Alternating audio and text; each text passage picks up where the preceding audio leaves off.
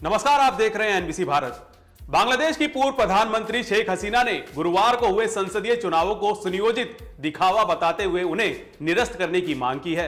उन्होंने चुनाव प्रक्रिया में बड़े पैमाने पर गड़बड़ियों और मतदाताओं को डराने धमकाने के आरोप लगाए, जिसे उन्होंने मोहम्मद यूनुस का नकली चुनाव कहा। उसे स्वीकार करते हुए हसीना ने मताधिकार की बहाली के लिए एक निष्पक्ष कार्यवाही सरकार की देखरेख में नए चुनाव कराने की मांग की। मतदान समाप्त होने के बाद आवामी लीग के आधिकारिक सोशल मीडिया प्लेटफॉर्म पर जारी बयान में हसीना ने मुख्य सलाहकार मोहम्मद यूनुस के नेतृत्व वाले अंतरिम प्रशासन पर उनकी पार्टी को बाहर रखकर गैर कानूनी और असंवैधानिक तरीके से चुनाव करने का आरोप लगाया। उन्होंने चुनाव को मतदाता विहीन करार देते हुए कहा कि लोकतांत्रिक मूल्यों और संवैधानिक सिद्धांतों की अनदेखी की गई है। हसीना के अनुसार मतदान से पहले ही बूथ कब्जाने, गोलीबारी, वोट खरीदने, बैलेट पेपर पर जबरन मुहर लगाने और दबाव बनाने जैसी घटनाएं सामने आ चुकी थी। हसीना ने अपने बयान में कहा कि 11 फरवरी की शाम से ही पोलिंग केंद्रों पर कब्जा, फायरिंग, धन वितरण, बैलेट में हेरफेर और एजेंटों से जबरन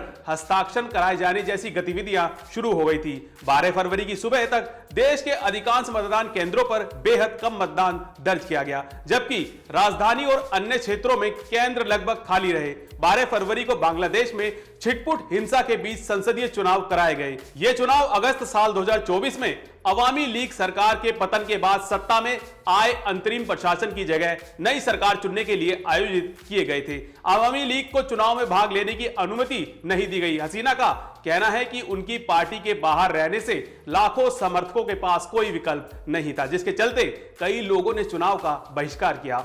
बांग्लादेश नेशनलिस्ट पार्टी यानी बीएनपी ने चुनाव अभियान के दौरान हसीना के प्रत्यर्पण को प्रमुख मुद्दा बनाया। पार्टी का आरोप है कि भारत द्वारा उन्हें शरण देना बांग्लादेश की न्याय व्यवस्था और संप्रभुता को प्रभावित करता है। चुनाव आयोग के आंकड़ों का हवाला देते हुए हसीना ने शुरुआती घंटों में कम मतदान को इस बात का संकेत बताया कि जनता ने अवामी लीग रहित चुनाव को नकार दिया है। उन्होंने यह भी आरोप लगाया कि मतदान से पहले उनके समर्थकों और अल्पसंख्यक समुदायों को निशाना बनाया गया और डराया भी गया। हसीना ने कहा कि इन तमाम दबावों के बावजूद लोगों ने इस कथित धांधली वाले चुनाव को अस्वीकार कर दिया, जिससे अधिकांश मतदान केंद्र सूने रहे। उन्होंने विशेष रूप से ढाका में मतदाता सूची में असामान्य बढ़ोतरी पर सवाल उठाते हुए इसे संदिग्ध बताया। अवामी लीग की प्रमुख ने चुनाव रद्द करने के साथ साथ मुख्य सलाहकार मोहम्मद यूनुस के इस्तीफे की मांग भी की। उन्होंने राजनीतिक कैदियों की रिहाई और पार्टी कार्यकर्ताओं के खिलाफ दर्ज मामलों को वापस लेने की भी अपील की। वहीं अंतरिम सरकार का कहना है कि चुनाव संवैधानिक